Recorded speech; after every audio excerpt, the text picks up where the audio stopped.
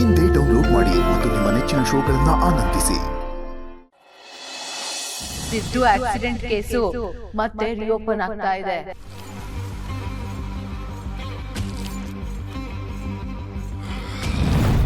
ಏನವ ಹೇಳ್ತಾ ಇದೆಯಾ ನೀನು? ಮತ್ತೆ ನನ್ನ ಮಗ ಜೈಲಿಗೆ ಹೋಗೋದ? ಅಲ್ಲ ಕಣವ, ಮತ್ತೆ ನನ್ನ ಮಗ ಜೈಲಿಗೆ ಹೋದ್ರೆ ನಮ್ಮಗಳ ಕೈಲಿ ಹೆಂಗವ ಇರಕ್ಕಾಯ್ತದೆ? ಅಯ್ಯೋ ಮಾವ, ನಾನು ಹಾಗಲ್ಲ ಹೇಳಿದ್ದು. ಸಿದ್ದುನ ಪರ್ಮನೆಂಟ್ ಆಗಿ ಜೈಲಲ್ಲೇ ಕೊಳೆಯೋ ಹಾಗೆ ಮಾಡಿ ಅಂತ ನಾನು ಹೇಳಿದ್ನಾ? ಇಲ್ಲ, ಒಂದು ಸ್ವಲ್ಪ ದಿವಸ ಅವನು ಮತ್ತೆ ಜೈಲಲ್ಲಿ ಇರಲಿ. ಅವನ್ನ ಮತ್ತೆ ನೀವು ಬೇಜಾರಾಯ್ತು ಅದು ಇದು ಅಂತ ಬೇಲ್ ಕೊಟ್ಟು ವಾಪಸ್ ಕರ್ಕೊಂಬಂದ್ಬಿಡ್ಬೇಡಿ. ಆ ಥರ ಏನಾದರೂ ಮಾಡಿದ್ರೆ ಮುಗೀತು, ಅವಳಿಗೆ ಇನ್ನೂ ಕೊಬ್ಬು ಜಾಸ್ತಿ ಆಗೋಗುತ್ತೆ.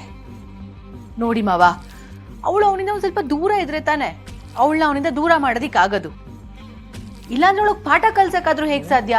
ಸಿದ್ದು ಸಪೋರ್ಟ್ ಯಾವಾಗಲೂ ಅವಳ ಮೇಲೆ ಇದ್ದೇ ಇರುತ್ತೆ. ಅದಕ್ಕೆ ಸ್ವಲ್ಪ ದಿವಸ ಸಿದ್ದು ಜೈಲಲ್ಲಿ ಇರಲಿ.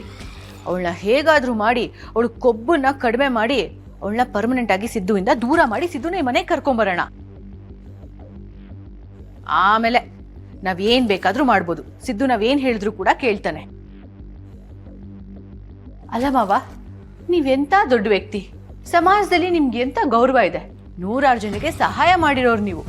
ನಿಮ್ಮಂಥವ್ರನ್ನ ಆ ರೀತಿ ಎಲ್ಲ ಮಾತಾಡಿ ಅವಮಾನ ಮಾಡಿ ಕಳಿಸಿದಾಳೆ ಅಂತಂದ್ರೆ ಅವಳಿಗೆ ಎಷ್ಟು ಪೊಗರಿರ್ಬೇಡ. ಅದನ್ನ ಕಡಿಮೆ ಮಾಡ್ಬೇಕೋ ಬೇಡವೋ? ನೋಡಿ ಮಾವ, ಅವಳು ಕೊಬ್ಬು ಕಡಿಮೆ ಆಗ್ಬೇಕು, ಅವಳು ಸಿದ್ದು ಜೀವನದಿಂದ ದೂರ ಆಗ್ಬೇಕು ಅಂತಂದ್ರೆ ನಮ್ಗೆ ಈಗಿರೋದು ಒಂದೇ ದಾರಿ. ಯೋಚನೆ ಮಾಡಿ ನೋಡಿ. ನೀನು ಹೇಳೋದು ಸರಿಯಾಗಿ ಅದೇ ಕಣವ. ನಮ್ಮ ಸಿದ್ದೇಗೌಡ ಮತ್ತೆ ಜೈಲಿಗೆ ಹೋದ್ರೆ ತಾನಾಗಿ ಅವರಿಬ್ಬರು ಬೇರೆ ಬೇರೆ ಆಯ್ತಾರೆ. ಆಮೇಲೆ ಅವಳನ್ನ ಪರ್ಮನೆಂಟಾಗಿ ನಮ್ಮ ಸಿದ್ದುನಿಂದ ಹೆಂಗೆ ದೂರ ಮಾಡ್ಬೋದು ಅಂತ ಯೋಚನೆ ಮಾಡಬೇಕು. ಹಂಗೆ ಮಾಡೋಣ ಕಣವ.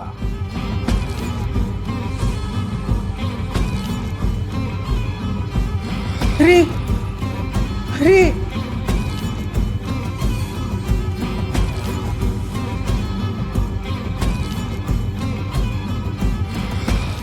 ಮಾಡಿ ಮಾವ, ಮಾಡಿ. ನಿಮ್ಮ ಮಗಂಗೆ ಕೊಟ್ಟಿರೋ ಬೇಲ್ನ ನೀವೇ ವಾಪಸ್ ತಗೊಳ್ಳಿ. ಅವನ್ ಜೈಲಿಗೆ ಸೇರೋ ಹಾಗೆ ನೀವೇ ಮಾಡಿ.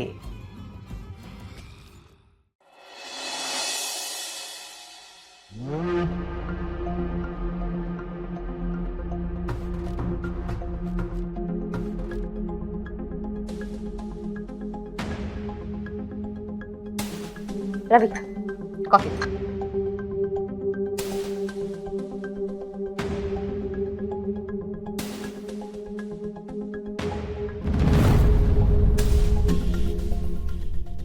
ಯಾಕೆ ರವಿ, ಯಾಕೆ ಡಲ್ಲಾಗಿ ಕೂತಿದ್ಯಾ?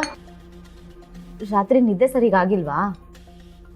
ಇಲ್ಲ ಬಂಗಾರಿ, ನಿನ್ನೆ ರಾತ್ರಿ ನನ್ನ ಕನಸಲ್ಲಿ ನಿಮ್ಮ ಅಣ್ಣ ಮತ್ತು ತಾಯಿ ಬಂದಿದ್ರು. ವಾಟ್? ಅದೇನು ನನ್ನ ಕನ್ಸಲ್ಲಿ ಬರ್ದೇ ಇರೋರು ನಿನ್ನ ಕನ್ಸಲ್ಲಿ ಬಂದಿದ್ದಾರೆ? ನಿನ್ನ ಕನಸಿನ ತುಂಬ ಖುಷಿನೇ ತುಂಬ್ಕೊಂಡಿರ್ಬೇಕಿರೆ ಇನ್ನು ಬೇರೆಯವ್ರು ನಿನ್ನ ಕನಸಲ್ಲಿ ಯಾಕೆ ಬರ್ತಾರೆ? ಎಷ್ಟು ಕೊರಗ್ತಾ ಇದ್ರು ಗೊತ್ತಾ? ಅವರು ನಮಗೋಸ್ಕರ, ಮಗುಗೋಸ್ಕರ ಎಷ್ಟೆಲ್ಲ ಮಾಡಿಬಿಟ್ಟು ಹೋಗಿದ್ದಾರೆ. ನಮ್ಮ ಸಾವಿಗೆ ನ್ಯಾಯ ಕೊಡಿಸಿಲ್ವಲ್ಲ ಅಂತ ಅಳ್ತಾ ಇದ್ರು. ಇನ್ನು ಮತ್ತು ಖುಷಿನ ಅನಾಥ ಮಾಡಿರೋನಿಗೆ ಯಾಕೆ ಶಿಕ್ಷೆ ಕೊಡಿಸಿಲ್ಲ ಅಂತ ನನ್ನ ಪ್ರಶ್ನೆ ಮಾಡ್ತಾಯಿದ್ರು. ತಪ್ಪು ಮಾಡಿರೋನಿಗೆ ಶಿಕ್ಷೆ ಕೊಡಿಸಿ ಅಂತ ಗೋಗರಿತಾ ಇದ್ರು. ಅವ್ರು ಹೇಳ್ತಾರೆ ಸರಿ ತಾನೆ? ಅದೇನೋ ಸರಿ, ಆದರೆ ಸಿದ್ದು ಈ ರೀತಿ ಮಾಡಿರಲ್ಲ ಅಂತ ನಮ್ಮಿಬ್ರು ಗೊತ್ತಿರೋದೇ ಅಲ್ವಾ?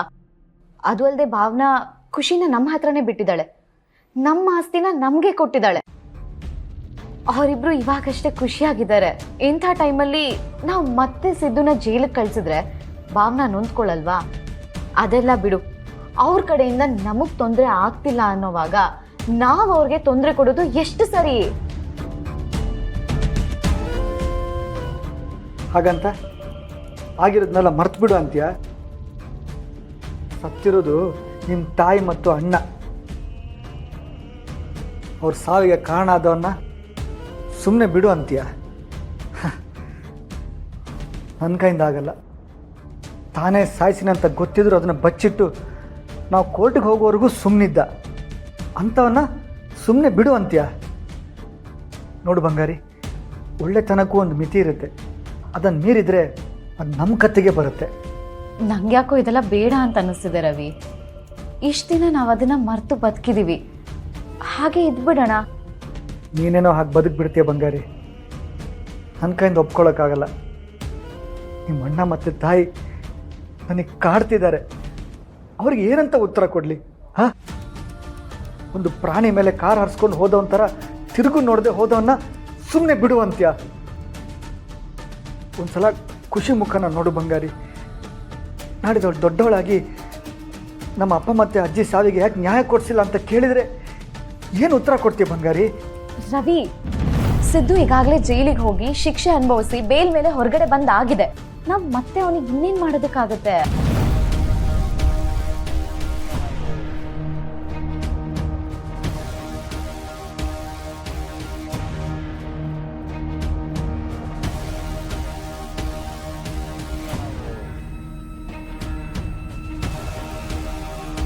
ಮೇಡಮ್ ಅವರೇ, ನಿನ್ನೆ ರಾತ್ರಿನೇ ನನಗೆ ಗೊತ್ತಿರೋ ಅಂಗಡಿಗಳಿಗೆ ಎಲ್ಲರಿಗೂ ಹೇಳಿದ್ದೀನಿ, ನೋಡಿ ನಾವು ಹೊಸದಾಗಿ ವ್ಯಾಪಾರ ಶುರು ಮಾಡ್ತಾ ಇದ್ದೀವಿ, ನೀವು ನಮ್ಗೆ ಸಹಾಯ ಮಾಡಬೇಕು ಅಂತ.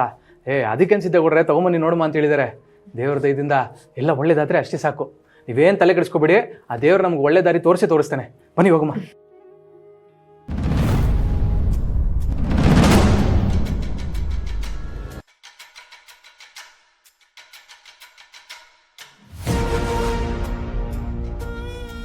ಸರ್, ನೀವ್ಯಾಕೆ ಇಲ್ಲಿಗೆ ಬಂದಿದ್ದೀರಾ? ಏನು ವಿಷಯ? ಯಾಕೆ ಸರ್, ಏನಾಯ್ತು? ಗೌಡ್ರೆ, ನಿಮ್ಮ ಬೇಲ್ ಕ್ಯಾನ್ಸಲ್ ಆಗಿದೆ.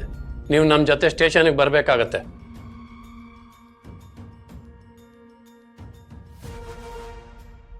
ಸರ್, ಏನು ಹೇಳ್ತಿದ್ದೀರಾ? ಇರೋದನ್ನೇ ಹೇಳ್ತಾ ಇದ್ದೀನಮ್ಮ. ಶ್ರೀಕಾಂತ್ ಅವ್ರ ಮರ್ಡರ್ ಕೇಸಲ್ಲಿ, ಹಿಟ್ ಅಂಡ್ ರನ್ ಕೇಸಲ್ಲಿ ಇವ್ರನ್ನ ಅರೆಸ್ಟ್ ಮಾಡೋದಕ್ಕೆ ಬಂದಿದ್ದೀವಿ. ತಗೊಂಡ್ರಿ. ಸರ್, ಒಂದು ನಿಮಿಷ ನೋಡಿ, ಈ ಕೇಸ್ನ ನಾನೇ ರಿಓಪನ್ ಮಾಡಿಸಿದ್ದು. ಬೇಕಂದ್ರೆ ನಾನು ಕೇಸ್ ವಾಪಸ್ ತಗೋತೀನಿ.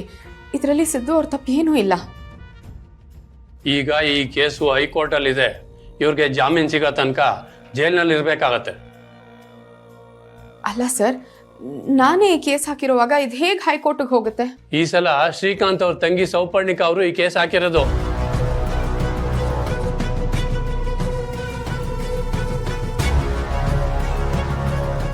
ನೀವೇನೇ ಮಾತಾಡ್ತಿದ್ರು ಕೋರ್ಟಲ್ಲಿ ಬಂದು ಮಾತಾಡ್ಕೊಳ್ಳಿ. ರೀ, ಕೈ ಕೊಳಾಕ್ರಿ. ಸರ್ ಬೇಡ ಸರ್, ಒಂದು ನಿಮಿಷ ನನ್ನ ಮಾತು ಕೇಳಿ ಸರ್, ಪ್ಲೀಸ್. ಇದೆಲ್ಲ ನೋಡಿಮ್ಮ, ಇದು ಕೊಲೆ ಕೇಸು, ಊರು ಉದ್ಧಾರ ಮಾಡೋ ಕೇಸ್ ಅಲ್ಲ ಇದು. ಇಂಥವ್ರನ್ನ ಮರ್ಯಾದೆ ಕೊಟ್ಟು ಕರ್ಕೊಂಡೋಗೋ ಅವಶ್ಯಕತೆ ಇಲ್ಲ. ತಪ್ಪಿಸ್ಕೊಂಡೋದ್ರೆ ಯಾರು ಜವಾಬ್ದಾರಿ? ನಮ್ಮ ಸೇಫ್ಟಿಗೆ ನಾವು ಇದನ್ನೆಲ್ಲ ಮಾಡಬೇಕಾಗತ್ತೆ.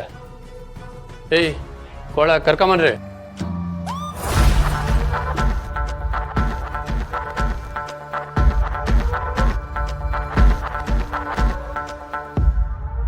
ಲಕ್ಷ್ಮೀ ನಿವಾಸ